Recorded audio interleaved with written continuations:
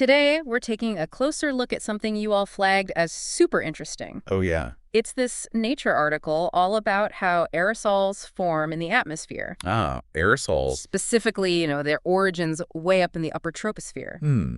It's been a bit of a mystery for scientists figuring out where they actually come from up there. Well, yeah, I mean, that's pretty important when you consider that they have a big impact on clouds. And the whole climate system. Exactly, exactly. It's not just about, like, breathing clean air down here, right? Right. These tiny particles way up high, they can actually seed clouds, Yeah. affect how much sunlight gets reflected. It's a big piece of that whole climate puzzle. Still trying to solve. Yeah. And this is where that cloud experiment at CERN comes in. Right. Right. They're actually like recreating atmospheric conditions, but in a lab. Yeah. It sounds so sci-fi. It's pretty wild. I know. Yeah. Just imagine a giant stainless steel chamber, Okay. 26 cubic meters, kept ultra clean. That's their mini atmosphere. Wow. And they can precisely control the temperature, humidity. They even simulate cosmic rays using, get this, beams of charged pions What? from CERN's proton synchrotron. I don't even know what that means. It's wild. That's crazy. Yeah. So what'd they find in this super lab? Was it aliens? Just kidding. But seriously, what was the big reveal? Okay, well, buckle up because this is where it gets really, really cool. Okay. They discovered that isoprene, Isoprene. a hydrocarbon Okay. emitted by trees, Uh-huh. is a major player in actually creating those aerosols up in the upper troposphere. Mm-hmm. And get this, scientists previously thought that isoprene's role was practically zero up there. Wait, so are you saying trees are making clouds? I mean, I knew they were good for the environment, but that's a whole new level. More like trees are providing the seeds for clouds. Okay. So picture those massive thunderclouds in the tropics. They act like express elevators, whisking isoprene from the forest floor high up into the atmosphere, Righty. up to where the temperatures plummet, Yeah. to like negative 30, even 50 degrees Celsius. Ooh, that's colder than my freezer. So what happens to the isoprene at those, like, chilly heights? Well, up there, it reacts with things like hydroxyl radicals, Okay. oxidizes, and turns into these vapors that really love to condense. Okay. You know how like water droplets form on a cold glass? Yeah. It's kind of like that, but on a microscopic scale. Oh, okay. So these vapors, they clump together, Uh-huh. forming those tiny aerosol particles. Okay, so we've got our tiny particles, but how do they get big enough to actually seed clouds? Do they need like some kind of booster to help them grow? You're exactly right. Okay. And that's where things get even more interesting. So they found that even trace amounts of other stuff, sulfuric acid or iodine oxoacids, which, can come from natural sources or human sources, can act like a turbocharger, speeding up the particle formation, like by a factor of 100. 100-fold. That's insane. So these tiny particles, turbocharged by this acid mix, what happens to them then? Well, they don't stay tiny for long. They grow. Yeah. And they grow fast. Imagine, blowing air into a balloon. Yeah. These particles are grabbing onto all these molecules, swelling up until they're finally big enough to become what's called cloud condensation nuclei, the seeds for those majestic clouds we see floating by. Wow, it's like a delicate dance up there with all these different players interacting. And to think we're just beginning to understand the steps. So this whole isoprene discovery, what's the big so what? How does this change our understanding of the climate system?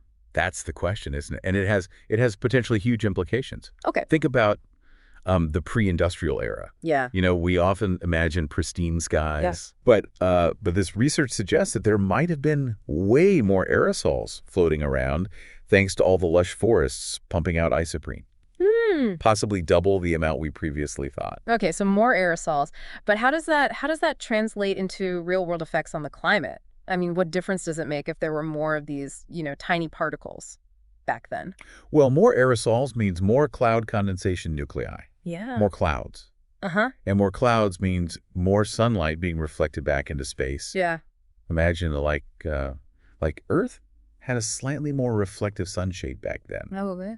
That could mean our estimates of how much the planet has warmed since the Industrial Revolution might be off. Oh, Potentially, we've warmed even more than we currently think. whoa, that's a game changer. It's like someone just hit the rewind button on our understanding of climate history, and it all starts with this molecule from trees. It's like a hidden superpower we never knew about. It really is remarkable, isn't it?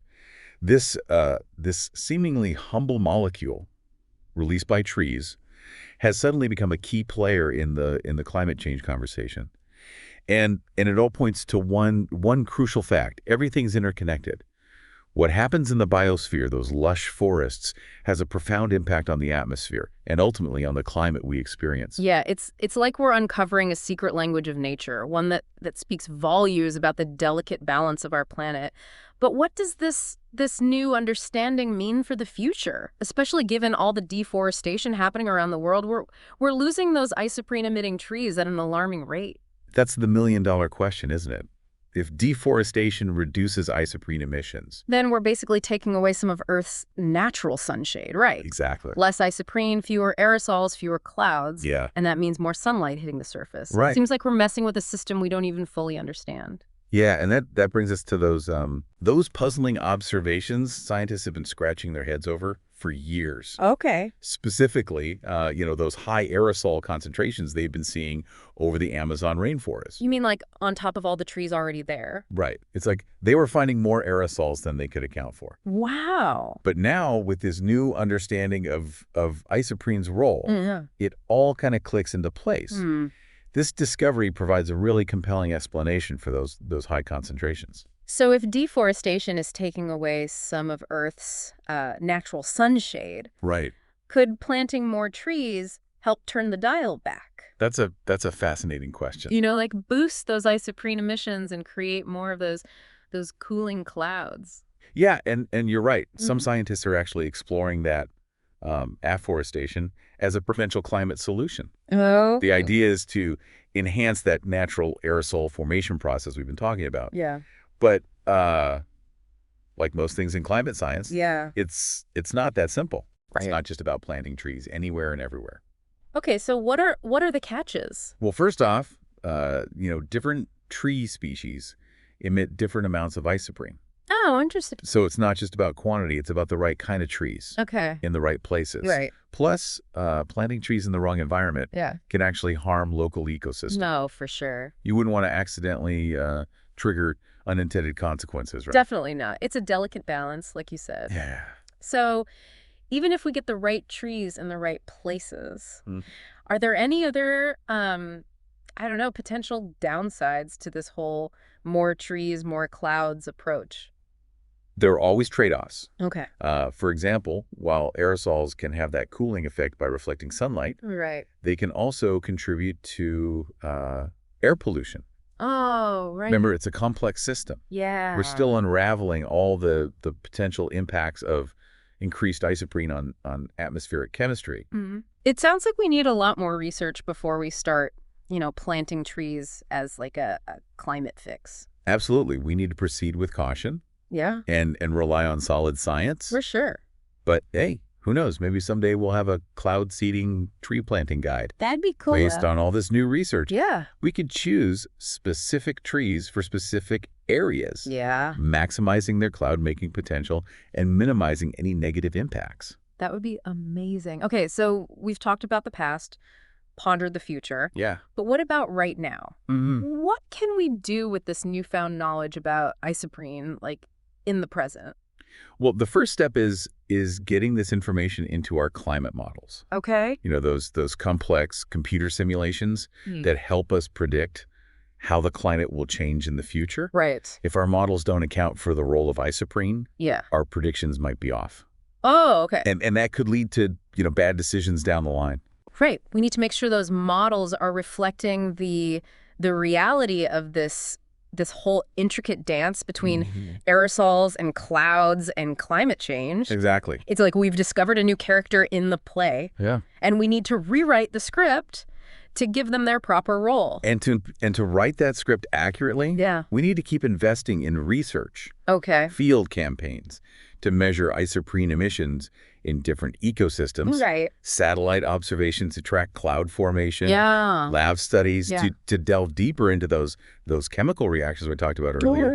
It's going to take a multi-pronged approach. Like assembling a giant puzzle Precise. with each piece of research, Yeah. bringing us closer to the complete picture. And once we have that picture, Yeah. we need to make sure everyone understands it. Right. That means communicating this complex science to the public Sure. and perhaps even more importantly, to policymakers. Mm.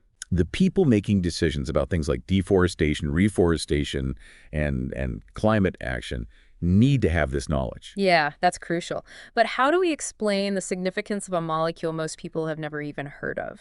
How do we make isoprene, relatable? That's where storytelling comes in. Okay.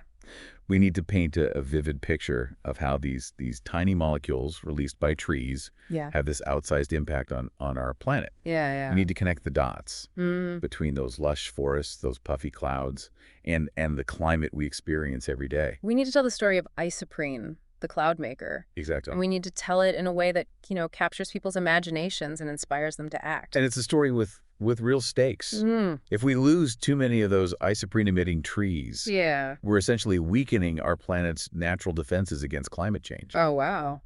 But if we can figure out how to harness the power of isoprene responsibly, Yeah. maybe, just maybe, we can turn the tide. It's a story about interconnectedness, about the power of nature, and about the urgent need to protect the delicate balance of our planet. Yeah, it really is. Speaking of stories, this whole deep dive has been kind of a scientific thriller. Oh, yeah. Yeah, we've got mystery, intrigue, even a potential plot twist with those pre-industrial aerosol levels. Yeah. So before we wrap up, I'm curious from your perspective, what's been like the most mind-blowing part of this whole isoprene saga?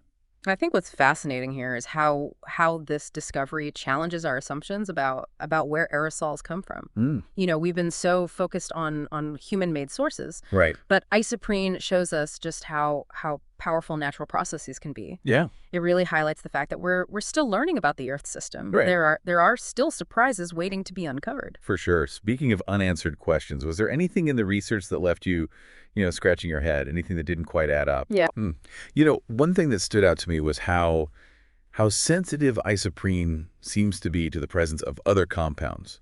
Okay. Remember how we talked about those tiny amounts of sulfuric acid Yeah. or iodine oxoacids Yeah. boosting particle formation 100-fold? Yeah, it was like a little pinch of spice that completely changed the flavor of the dish. Exactly.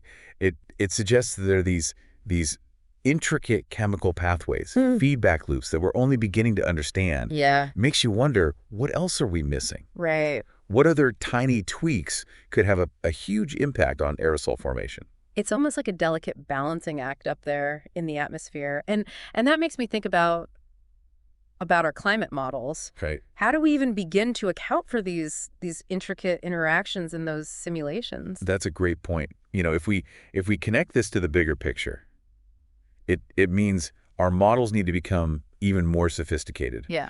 More nuanced. We need to go beyond just looking at overall concentrations of gases. Start incorporating these complex chemical reactions, these feedback loops, these tiny but powerful interactions. It sounds like a daunting task. Yeah. Like trying to model the behavior of every single molecule in the atmosphere. It's a challenge. But I guess the payoff would be huge, right? Oh, yeah. More accurate models would give us a much clearer picture of how the climate's responding to our actions. For sure. And what we can do to, course correct. Absolutely. And it's not just about predicting the future. Yeah. It's also about understanding the past. Right. This new understanding of isoprene's role could lead us to reinterpret historical climate data, maybe even revise our understanding of past climate events. Wow. So we could actually rewrite history, but for the planet's climate. That's incredible. Yeah. So where do we go from here? What are the next steps on this isoprene research journey? Well, there's still so much to explore. We need more research on isoprene emissions from different ecosystems under different conditions.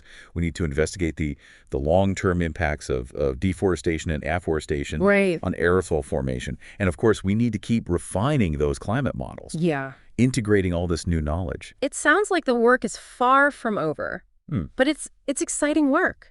It is. Work that could fundamentally change how we understand and address climate change. Absolutely. And it underscores the importance of basic research. Yeah. Sometimes the most profound discoveries come from the most unexpected places, like a seemingly simple molecule emitted by trees. Yeah. Who knew those Yeah. the silent forests held such secrets? Right.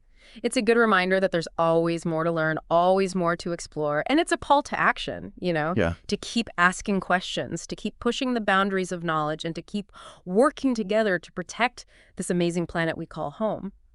Well, on that note, I think it's time to wrap up our deep dive into the world of isoprene and aerosols. Yeah. We've covered a lot of ground today, from the intricacies of atmospheric chemistry to the grand challenge of climate change. It's been a fantastic discussion. Yeah. And I hope our listener is walking away with a deeper appreciation for the complexity, the interconnectedness, and the sheer wonder of the natural world. Me too.